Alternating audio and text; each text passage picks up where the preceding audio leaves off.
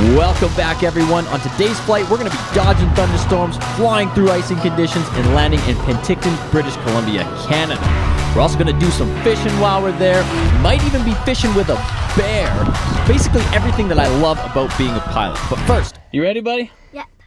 This is my co-pilot, and we need to give him a pre-flight briefing. What's the most important thing? To drive. That's right. We got to know how to drive this unit. Because you're a pilot now, so you got to kind of hang out with me. Yeah. That's right. Okay. This is going to be your controls here. So put your hands on there. Turn to the right. That's right. Okay, turn to the left. There we go. Now, to go up, we go like this. To go down. We go like that. This is a quiz. What is this? How fast? Good. What is this? Time. It's our altitude. Here, you tighten that thing up. Windows do not roll down in the air. Well, they do. Surprise, surprise. There, see, you got the window right there. What the heck? Here, I'm going to slide your seat up a little bit so you can see a little bit better. Things get a little bit weird there, but there you go, buddy. You good? Alright, so welcome back, everyone. We're flying to Penticton, British Columbia, Canada. It's kind of near Kelowna. It's about a 45-minute flight over the Rocky Mountains. We're just getting these engines started up. My co-pilot, who's only 6 years old, thinks we're going to space. That is how excited he is to be flying up front with me. So I'm honored to be inspiring the next generation of hopefully future pilots and maybe astronauts. Who knows? By the time this kid is of flying age, he may be ready to go to Mars or beyond that. So right now we're just backtracking to depart runway 17 southbound at Red Deer Airport. It's located in Alberta. Here is the departure procedure.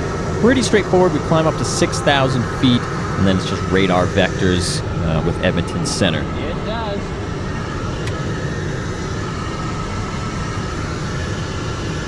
Just doing our lineup checks, and we are ready for takeoff. My co-pilot is just going to sit there and soak in as much information as he can. I've heard some people say their brains are like sponges, so we're going to fill his head with all the aviation information that we can.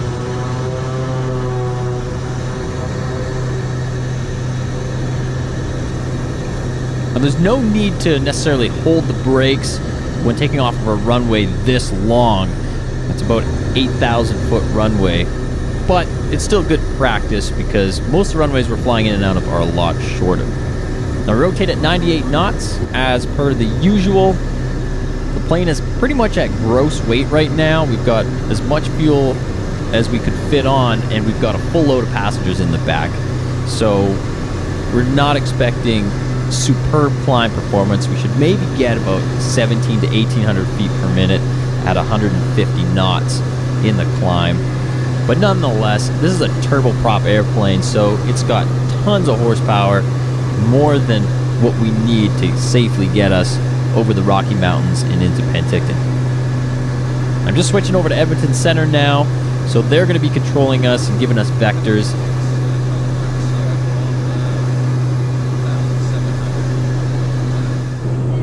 Alright, so we're in the cruise climb now up to 22,000 feet. And my co-pilot, he's a little mad at me because I didn't let him do the takeoff. So luckily, I came prepared for this type of situation, and I brought Skittles. No harm, no foul. Now this is the Garmin XTI G600. And I'm just putting the map over the heading indicator, which is a really cool feature. To set the altitude hold as we reach 22,000 feet. Then we'll bring the props back to 1,800 RPM because they were balanced at that speed. So by setting 1,800, it makes the cabin a lot quieter and gets rid of some of the vibration. Now enjoy the next little bit of this video as we cruise above the clouds at 22,000 feet before we start our stormy descent into Penticton.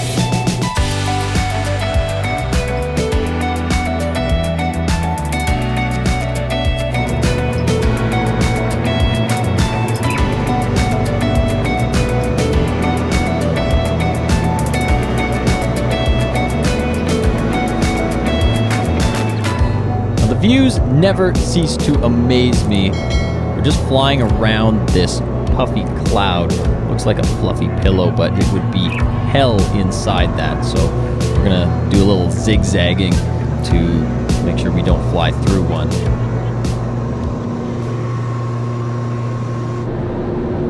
Now we're starting the descent into Penticton. It's CYYF is the identifier. Unfortunately, we didn't get a really good view of the mountains this time because of the layers of cloud that were below us. But we have reports that there are quite a few thunderstorms in the area. They're not huge, but we don't want to fly through them nonetheless. Now this is the approach that we're planning, the RNAV Zulu runway 16. We're actually quite a ways outside of the chart right there. This is what the descent profile looks like with the missed approach.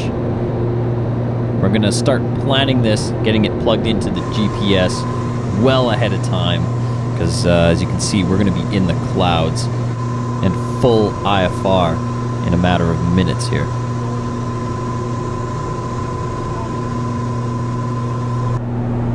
So let's go ahead and input our approach into the Garmin GPS. This is the GTN 750 touchscreen. Very intuitive for approach planning and flight planning. I absolutely love it. We're going to get that input into the system because we just got into the clouds now, and immediately we started picking up ice on the leading edges. So we're going to blow the boots because there's enough on there that I think we can shed most of it off. Now you can see the boots inflated, broke the ice, and it just flew off the leading edge of the wing. So that's a good sign. We're going to continue the descent and hopefully hit some rain, which will melt and wash off any remaining ice as we get into higher, warmer temperatures.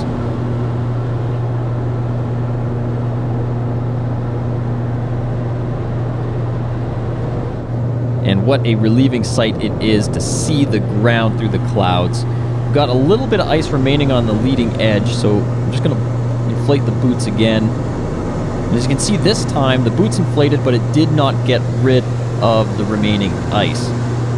Now here we are on the approach chart. We're approaching Ketna. We got to be at 8,000 feet or higher.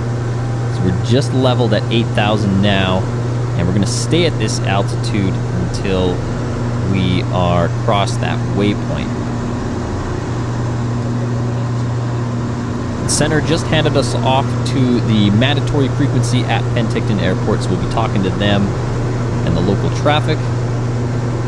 And keep in mind, we still have some ice on the wing, so we're going to add a little bit of margin to our airspeeds. And if you haven't noticed, my co-pilot bailed on me. Maybe things got a little too scary up here, I don't know. But he went in the back and he has since fallen asleep, even through all this zigzagging and rain. Off to the left, there's quite a cell that's dropping a fair bit of rain, and we had to fly to the right of it. You can see the rain pouring down on the left. My biggest concerns are hail and turbulence. Both of those can absolutely destroy an airplane. You can see the rain just dumping down there to the left. Such an incredible view of this little storm cell. We want to make sure we give it adequate space. We're going to start a left-hand turn to re-intercept our approach track from Ketna waypoint to Mixon. We had to modify it slightly to fly around that storm cell. And here we are now, just crossing Mixon, turning final. It's a left-hand turn. You can see that hill right there. So if you were IFR, you wouldn't even see that hill, and it is a potential hazard if you were to descend below your altitude minimums.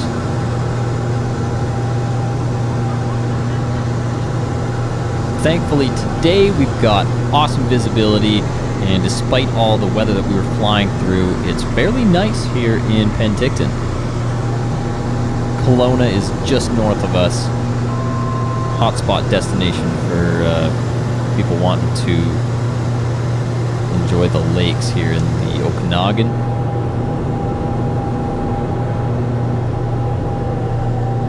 Here we are on the chart right now. We just crossed on-dock waypoint and we're heading to Pevco. And we'll set the engines at 600 foot-pounds of torque each. That should give us 130 to 140 knots. Take note of our minimums there, 1,658 feet, which leaves you 530 feet above the ground. You can see the runway straight ahead. That's the one we're going to be landing on.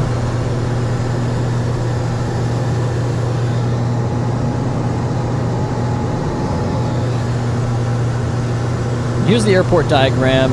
We're approaching from the north, runway 16, and it leaves us 6,000 feet of usable runway, which is plenty enough for this airplane. We've got the props up now to 1900 RPM, so we're ready for landing. We're going to start running our landing checks. So I always do the BB Gumps check. That's belts, brakes, gear, undercarriage, mixture, props, and switches, along with the actual aircraft checklist. This is my flow check to make sure the landing gear's down and that all the essentials are ready for landing.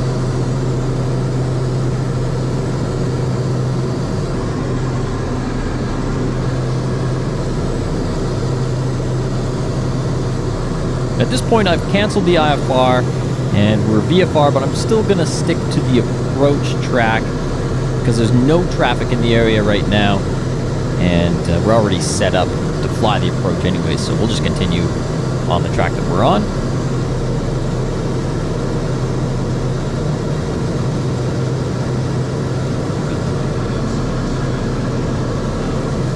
And there's runway 16.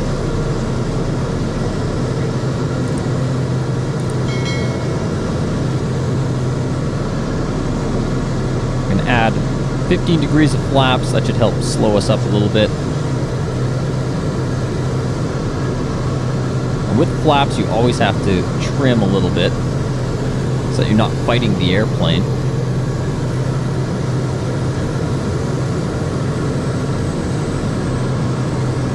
Then we'll add one more notch of flaps to 30 degrees, and we will land with just 30 degrees. You can go to 45, but I find the airplane feels a little bit sluggish. That's just my opinion, but we'll just stick with 30 degrees for now. Do our final approach, flow check, gear, props, flaps, and make sure you have your clearance, and then double check that the landing gear is down again. I cannot stress this enough, landing gear is required on every single landing. Sounds silly, but people still land and forget to put the landing gear down. So make it part of your flow check. It's so important. You can forget most other things, but landing gear is one you do not want to forget. See, I do the flow check again just to confirm for the 4th time that everything is set up.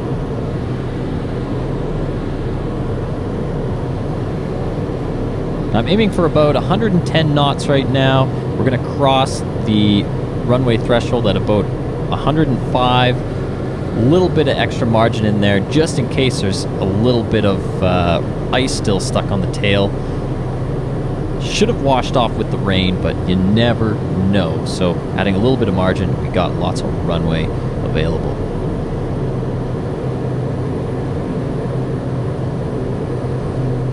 Keep the power on, set the power, and just fly the airplane to the runway. Try to make this as smooth as possible, and I think that was pretty smooth, have to say. I like landing with 30 degrees of flaps versus full flaps because it allows for an easier transition into the flare, especially if you have a lot of runway that you can kind of fly out the landing like I did on this one. So I managed to find a parking spot between that Navajo and this big fancy schmancy looking jet right in the corner of the ramp area. I'm going to shut down here, and then I didn't get the parking quite right, so I'm probably going to have to get out and push the plane back myself.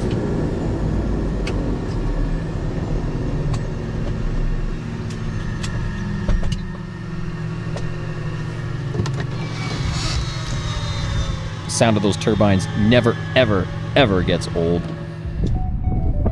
A little parking adjustment using only manpower. I keep my bags in the nose, that way it's kind of separated from everybody else's stuff. While my passengers are doing their thing, I'm going to get a rental car, drive down south, and go do some fishing. Alright, so the plane is all buttoned up. Plugs are in, props are tied down, airplane's chalked up, parking brakes on, rudder lock is in, control lock is in, clothes, fishing stuff. Let's go fishing.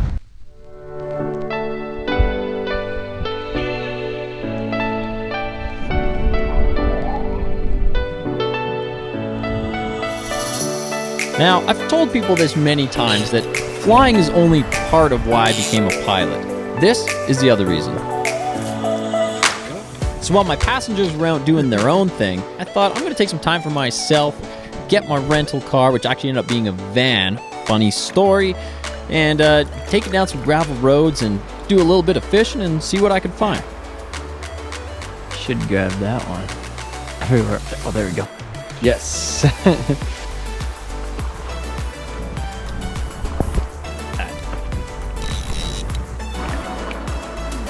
Beautiful rainbow.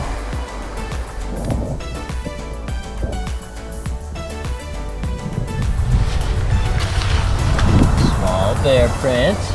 Small bear. Still rip your face off.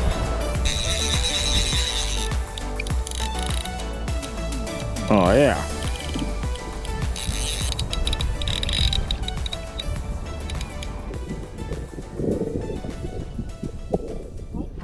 Here is the minivan.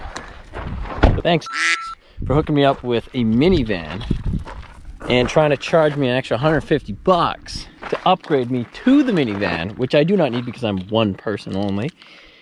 And in the process, held up an entire line of people at the airport. I wasn't going to pay an extra 150 bucks to rent a minivan, although it is useful for carrying fly rods, because see, you don't have to take them apart. They just stretch out the entire length of the vehicle. Because they're trying to scam me on 150 bucks, they said don't take it down a gravel road. So I decided justice was going to be served, and so I took it down about 140 kilometers of gravel road.